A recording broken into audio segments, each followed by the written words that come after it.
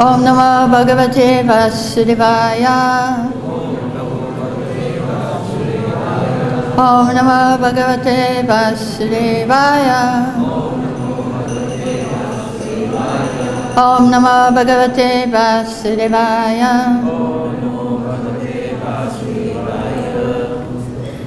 We're reading from Śrīmad Bhagavatam, Canto 10, Chapter 15, text number 43, Killing of Dhenuka the Ass Demon.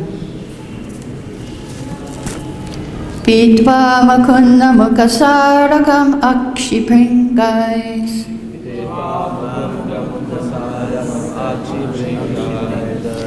Tāpaṁ jahur viraha-jaṁ vraja-yoṣito ahni.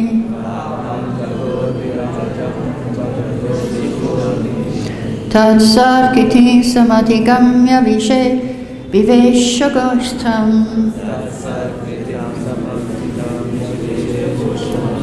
Savrīḍa-hāsa-vinayaṁ apāṅga-mokṣam.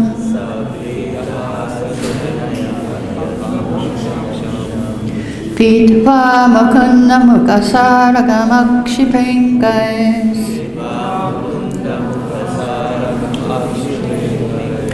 tāpaṁ jahur viraha-jaṁ vraja-yoṣito ahni.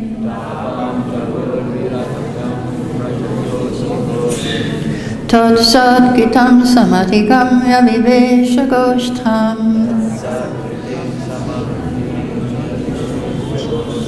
savrīḍa-hāsa-vinayaṁ apāṅga-mokṣam.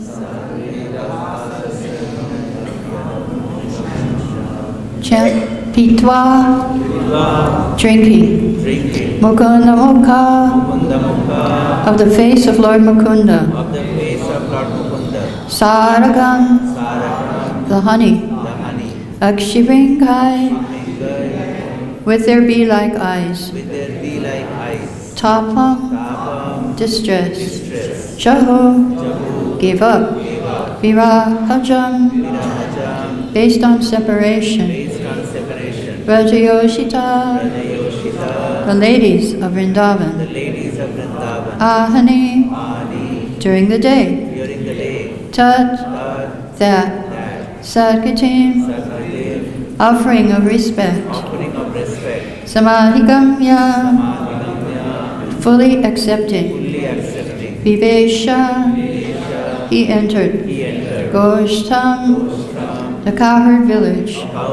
Savrīḍa, with shame. Hāsa, laughter. Vinayam, and humbleness. Yet, which. Apāṅga, of their sidelong glances. Mokṣam, the release. Translation, disciples of Srila Prabhupada. With their beelike eyes, the women of Vṛndāvana drank the honey of the beautiful face of Lord Mukunda, and thus they gave up the distress they had felt during the day because of separation from him. The young Vṛndāvana ladies cast sidelong glances at the Lord, glances filled with bashfulness, laughter, and submission. And Shri Krishna, completely accepting these glances as a proper offering of respect, entered the cowherd village. Purport. In Krishna, the Supreme Personality of Godhead, Srila Prabhupada describes this incident as follows. All the gopis in Vṛndāvana remained very morose on account of Krishna's absence. All day they were thinking of Krishna in the forest, or of him herding cows in the pasture. When they saw Krishna returning, all their anxieties were immediately relieved, and they began to look at his face the way drones hover over the honey of the lotus flower. When Krishna entered the village, the young gopis smiled and laughed. Krishna, while playing the flute, enjoyed the beautiful smiling faces of the gopis. The Supreme Lord, Shri Krishna, is the Supreme Master of romantic skills, and thus he expertly exchanged loving feelings with the young cowherd girls of Vṛndāvana. When a chaste young girl is in love, she glances at her beloved with shyness, jubilation, and submission. When the beloved accepts her offering of love by receiving her glance and is thus satisfied with her, the loving young girl's heart becomes filled with happiness. Thus, these were exactly the romantic exchanges taking place between beautiful young Krishna and the loving cowherd girls of Vṛndāvana. Mukam karoti vachalam pankam langate girim yakipantamam vande si karantinatavena Om Gyana Timarandasya Gyananjana Shalakaya Chakshura-militam Yena Tasmai Shri Gurave Namaha. So it's very interesting. Here we are in the Pauganda Lila of Krishna, but we're hearing about Madhurya Lila all of a sudden. He's 6 years old, but still he's eternally Kishore, and his age is Kishore. So here he's 6 years old, but even when he was a baby, this happened. The story is coming from Venu-gita of Shivaram Swami, and which he gets from the Acharyas. It may be from Garga Samhita or from the Acharyas. And it's the story of Radha and Krishna when they were small babies. Krishna's father, Nanda Maharaj, couldn't bear separation from him, so one day he took him out with him to herd the cows. And Krishna, he decided to make the clouds start roaring. There was thunder. There was a lot of thunder in the sky. So Nanda Maharaj was a little bit worried about his baby. There was a darkness came. All the fruit started falling down because the wind came. And so he started praying to Narayani, please protect my baby. And all of a sudden, who appeared there? Srimati Radharani, in her Kishori form, as a teenager. And he said, oh, please, please, can you take this baby home to his mother? He's very scared over here. He can't stay with me today. She said, okay, I would take him home. And then this was in Vṛndāvana forest. So what happened next was Krishna changed into Kishore, youth.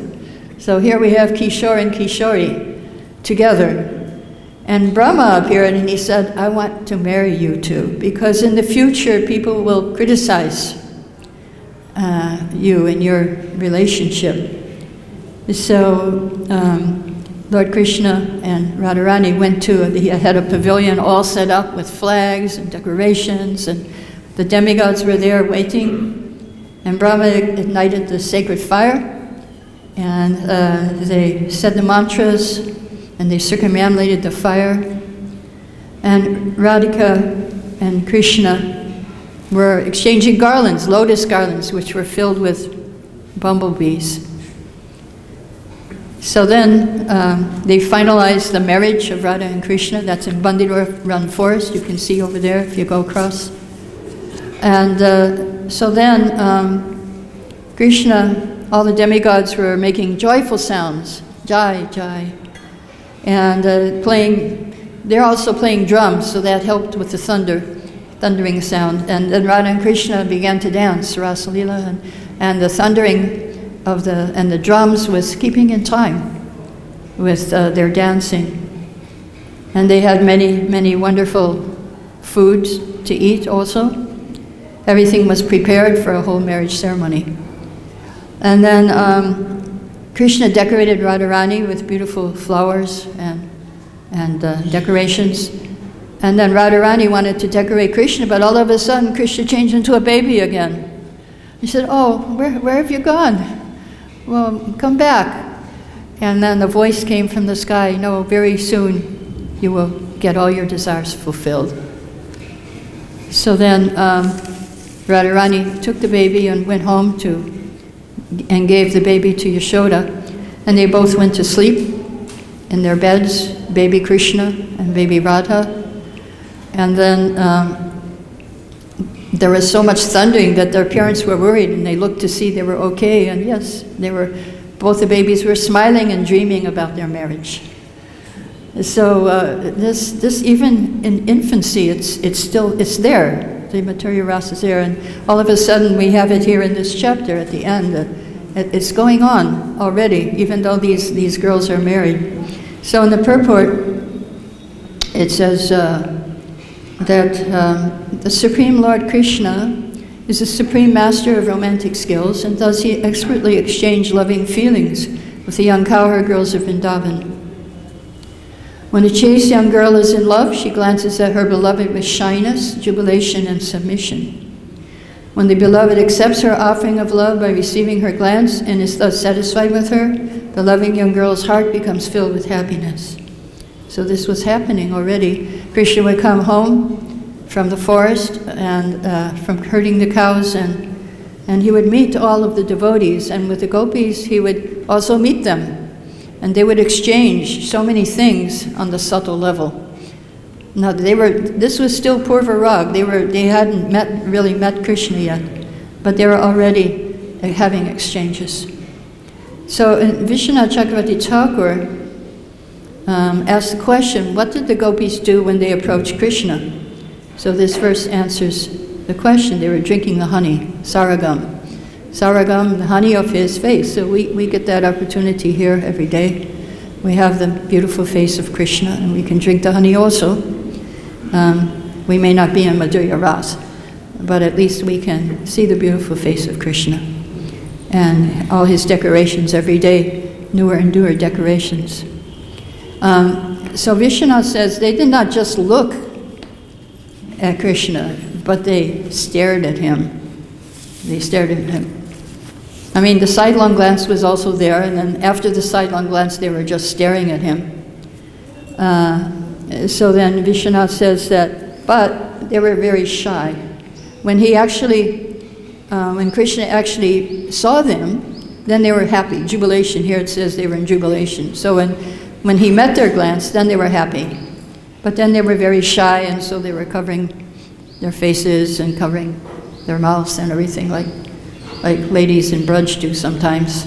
Some of the ladies, they have their all the way down. I've seen them. And so this shyness came over them. So this is what it says in the purport: shyness, jubilation, and submission. And so then Krishna accepted this as an offering. So we can offer to Krishna fruit, flowers, fruits, water, and leaves. And also we can offer him our glance when we come and see him in the temple. We can offer him our glance, and he accepts our glance also. Lord, in the prayers of, no, not in the prayers of Lord Brahma, before the prayers of Lord Brahma, chapter 13, is described the glance of Krishna. It was actually the glance of Vishnu to Brahma. And in the glance, when you get the glance of Krishna, then actually something happens. It's like the mode of passion, similar to the mode of passion, that he creates, the glance of Krishna creates desires in us for devotional service, spiritual desires. Just like in the material world, the glancing, you get material desires, but in the spiritual world, when you get the glance of Krishna, then you get spiritual desires are created. Just like when you chant Hare Krishna, we're praying, please engage me in your service, so then you get spiritual desires there too. So when you get the glance of Krishna, you get spiritual desires.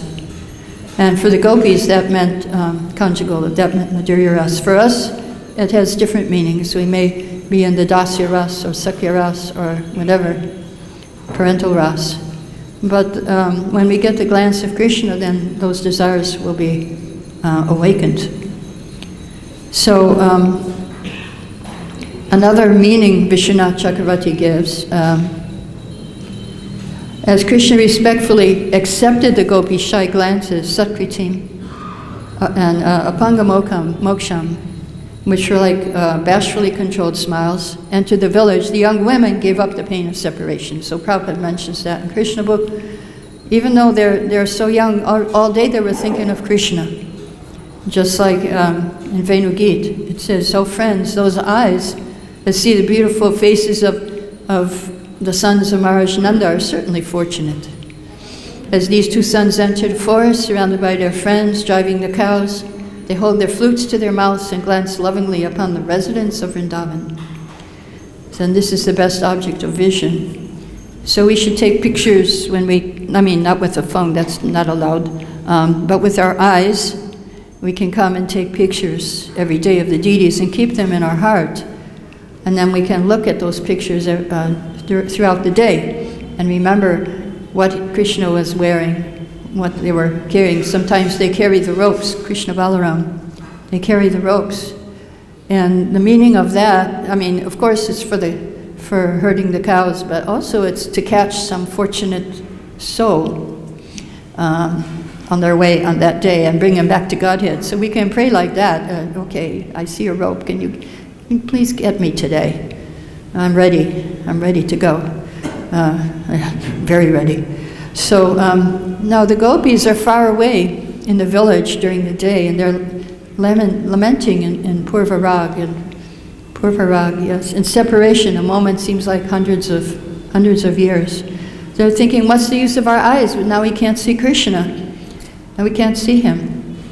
We can't get his glance. So now all their desires during the whole day, their meditation is fulfilled. They got the glance of Krishna. Finally, we're waiting for that day too.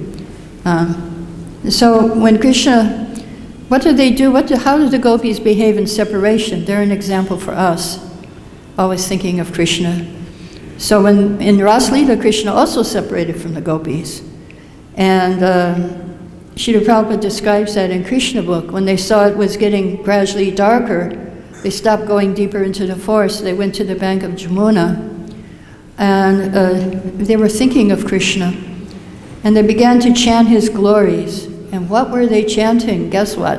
Hare Krishna, Krishna Krishna, Hare Hare, Hare Rama, Ram Rama. In Krishna book, Prabhupada says that. That's what the gopis are chanting. Goloka Premadan Harinam Sankirtan. The holy name is coming from Goloka, from the mouths of the gopis. So we talked about the glance of Krishna. Now I want to change the topic to the glance of the pure devotee. What's in the glance of the pure devotee? Yes, it has been analyzed by my godbrothers and godsisters. So I'd like to share with you what they have found in their research on the glance of Srila Prabhupada. Yesterday I was reading in 10th canto, 86th chapter. There was a verse that said, one can be gradually purified by visiting the holy places and bathing in the rivers, but one can be immediately purified just by the glance of a pure devotee. There was one boxer in Europe, I can't remember the country, I think it was Germany or Switzerland. And he was visiting the temple, and then Prabhupada came. And the devotees were saying to him, why don't you just come and live with us? He said, no, I have to do my boxing. So then Prabhupada came and he took advantage of Prabhupada's association. And then it was time to go, and Prabhupada got in his car, and somehow he got pushed to the Prabhupada's car, and his face was like smeared against the window because there was so much crowd, and he got the glance of Prabhupada. And then he said, he came back to the way, okay, I'm joining. And he said, well, what about your boxing?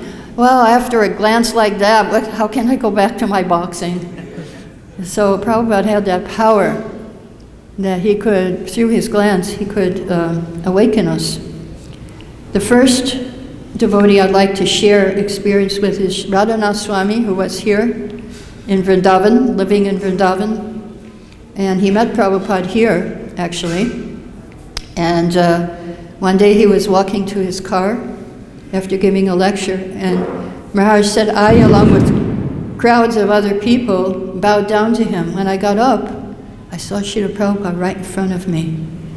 I was on my knees looking up at Prabhupada, who had a serious, concerned expression and was looking right at me. I felt he was looking into my soul, and it was touched by Srila Prabhupada's glance. Prabhupada asked, how long have you been here in Vṛndāvana? And I thought, oh no, all the devotees are chastising me, say I should go out and preach, I shouldn't be in Vṛndāvana. Now that doesn't happen. But in those days, everybody was preaching to Radha. We still chastise people. Oh, you do? Okay, all right. The president here says we still chastise people. It's still happening, okay. So he thought, oh no, all the devotees have been chastising me, now Prabhupada's going to chastise me.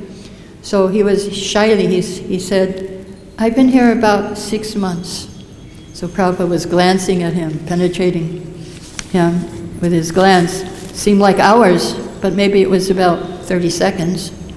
Then his face blossomed into a beautiful, ecstatic smile. He said, very nice. Vṛndāvana is the most wonderful place. So Maharaj said, after I heard that, that's just what I needed to hear to become attracted to him. Because I felt, now I was ready to go anywhere and do anything. And he left Vṛndāvana and went to New Vṛndāvana. And so that's where he went. He went to Meta Vṛndāvana in America. And he spent most of the time there, most of his life there, I believe, in New Vṛndāvana. Now so that we heard from Vṛndāvana, that was a pastime, another pastime from New York. This is from Radharani, who was one of the first disciples of Prabhupada. She said, if Prabhupada just casually or even quickly looked at us, it had tremendous significance. Like many devotees, I felt he wasn't just seeing me. It was almost embarrassing, but at the same time, it was not embarrassing, because not only was he seeing beyond the body, he was seeing beyond the faults and beyond the interactions of the modes of nature. He was seeing the soul, full of wonderful qualities. It was blissful when he would glance at you. We would hear when Krishna took his lunch with his cowherd boyfriends, everyone think he's looking at me only. So she said that's how it was with Srila Prabhupada, with many of us. If 10 people were in the room, each had a personal story of the same glance that they got from Prabhupada. Very interesting. Everybody was getting the glance of Prabhupada, and they had a different thing to say. What he was saying, and Prabhupada was like, they got conversations with Prabhupada in his glance. They got things that Prabhupada did say. So, from Australia, there's another boxer, and Prabhupada was looking at him. He was a very tough guy, very rough, and he was staring back at Prabhupada, but eventually it got too much and he had to look away from Prabhupada. Sometimes they would try to stare Prabhupada down. I remember there was another one, I can't remember his name, maybe Narayani? Was it Narayani? Yeah. So he was staring at Prabhupada, staring, and then he also had to look away. He couldn't tolerate the glance. Then another one was looking at Prabhupada, and because he was trying to test his aura to see how big his aura was. And when he looked at Prabhupada, he was blinded. He couldn't see anymore. So these are some of the experiences of devotees. Sachinandan Swami tells his story. One incident showed me how a pure devotee can infuse a receptive soul with conviction and spiritual strength. Devotees were going to Oxford Street to chant and distribute magazines. I was standing outside wondering whether I should go with the Sankirtan party or stay back and study Prabhupada's books. I looked up to Prabhupada's room. Suddenly Prabhupada appeared at the window and looked down at the Harinam party. Pleased at the sight, he smiled broadly. Immediately, it was clear to me what to do. So Maharaj, he said, Prabhupada's glance and smile made me so enthusiastic. Even after the party returned, I went back out and we continued to chant and dance through the streets of London. So we felt so inspired by Prabhupada's personal presence. We didn't care for anything else in the world. Just as Lord Chaitanya would give people spiritual energy, like by looking at them, Srila Prabhupada would empower his followers. So this is Sachinandan Swami, his story. And there's also another lady from London, Sarvamangala. When Prabhupada glanced at us, we felt he knew us, our spiritual identity, who we actually were.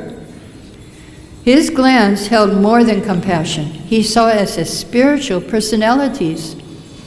And from his glance, we had more of an understanding of our spiritual identity. In Prabhupada's association, we got knowledge of ourselves. His glance informed us we weren't this body, and it brought us into the spiritual world, because Prabhupada brings the living entity into the spiritual world. He brings the spiritual world with him.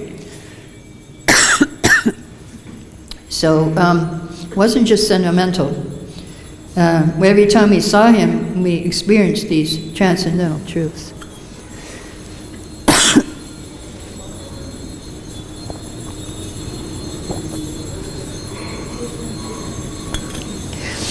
And here's her last time I saw Prabhupada in 1977, he looked at me, and his glance, he gave me love and affection and communicated, I'm yours, you're mine, and I'm bringing you to Krishna.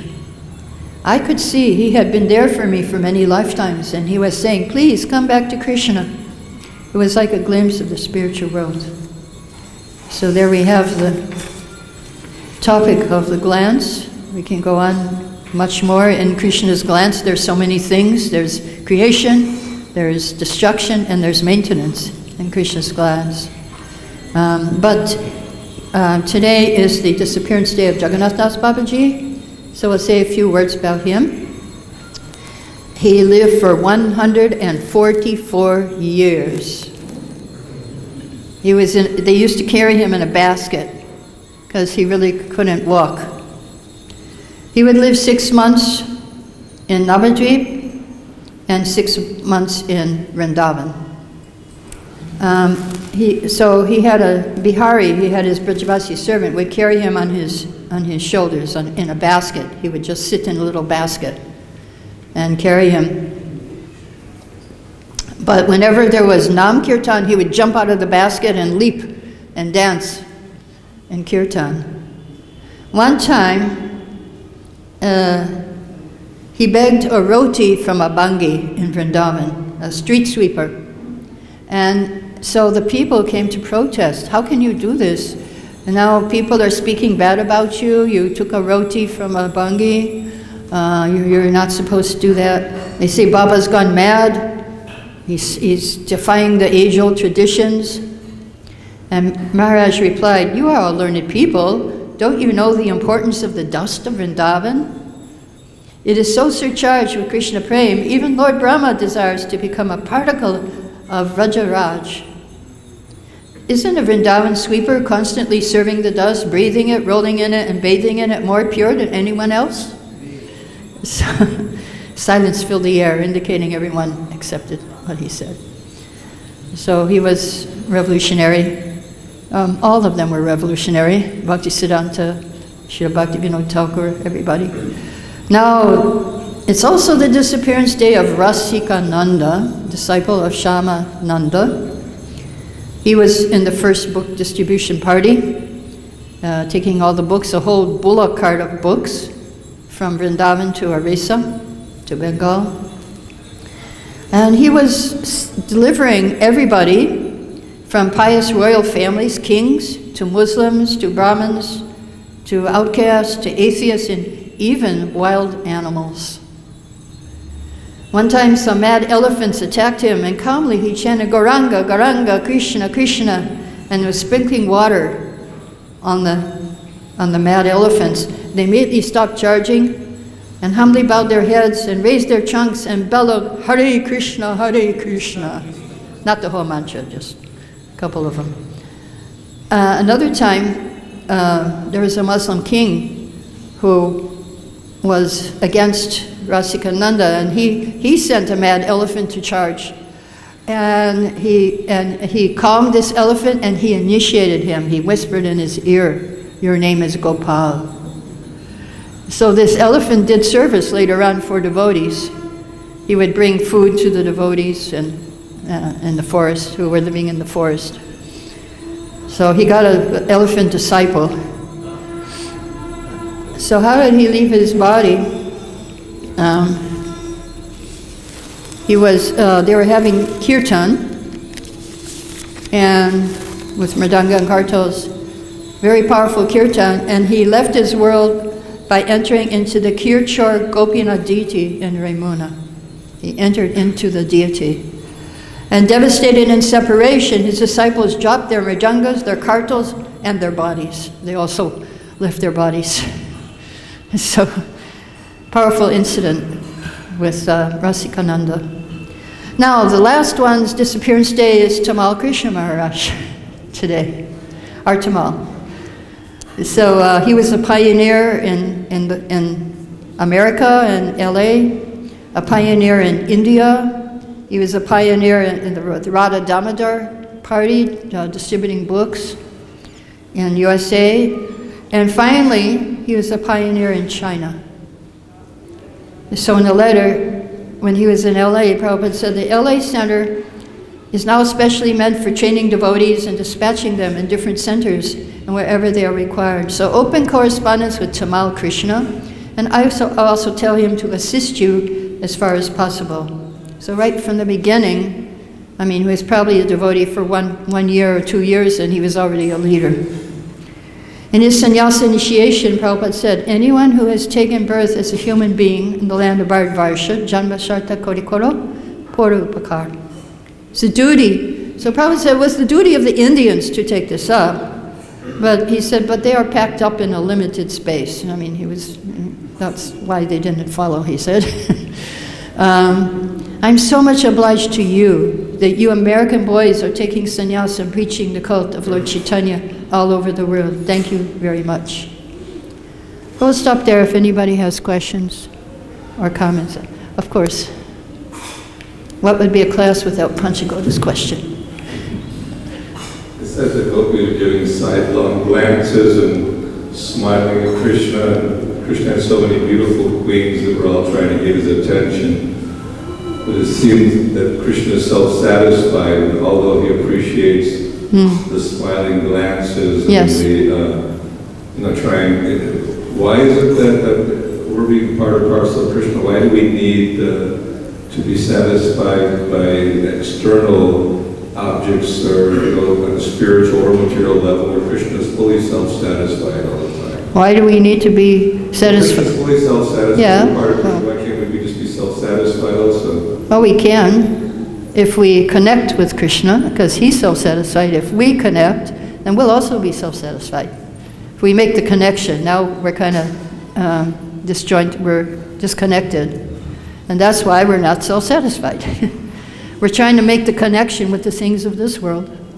And they won't help, they won't make us satisfied, because they'll disappear, or we will disappear, one or the other. They go from us or we go from them.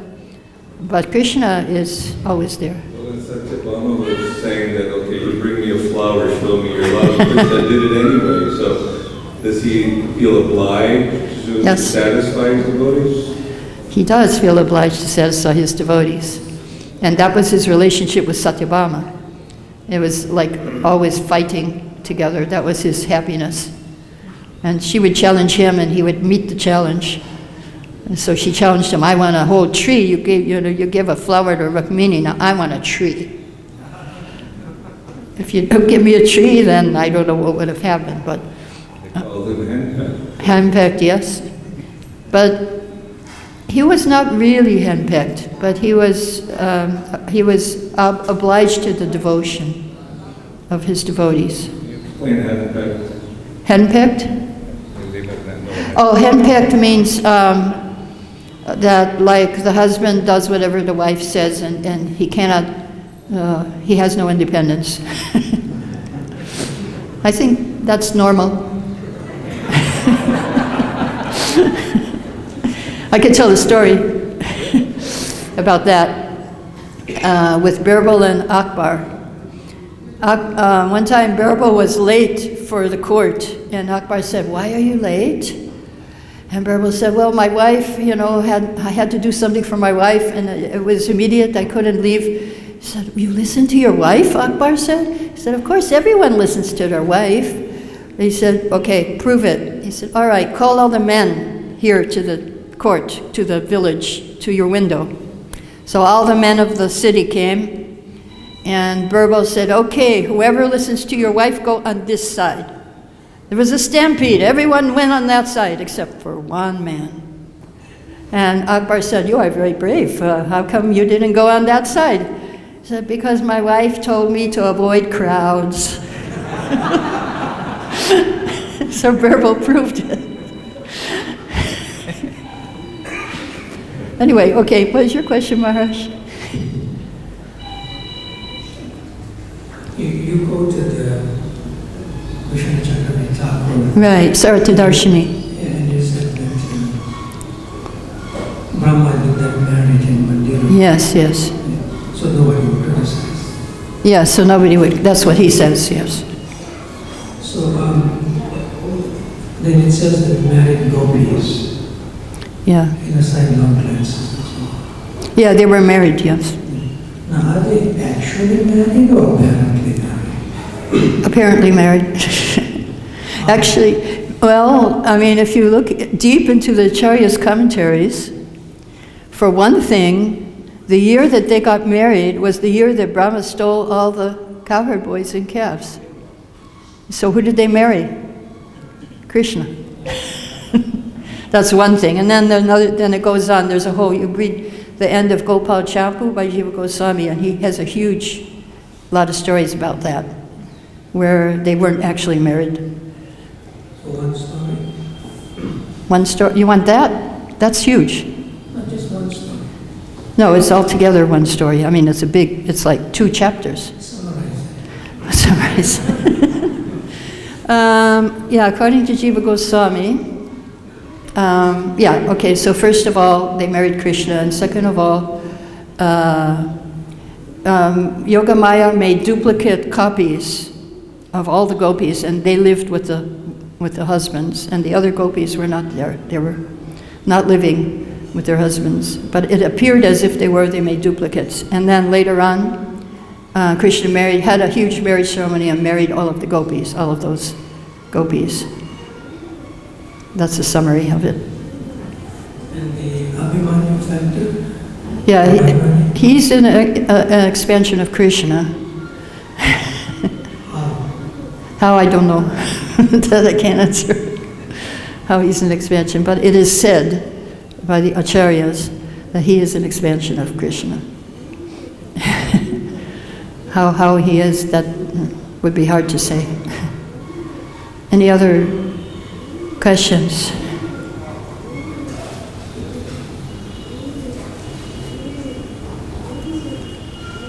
We finished early. Okay, Jai, all glories to Srila Prabhupada.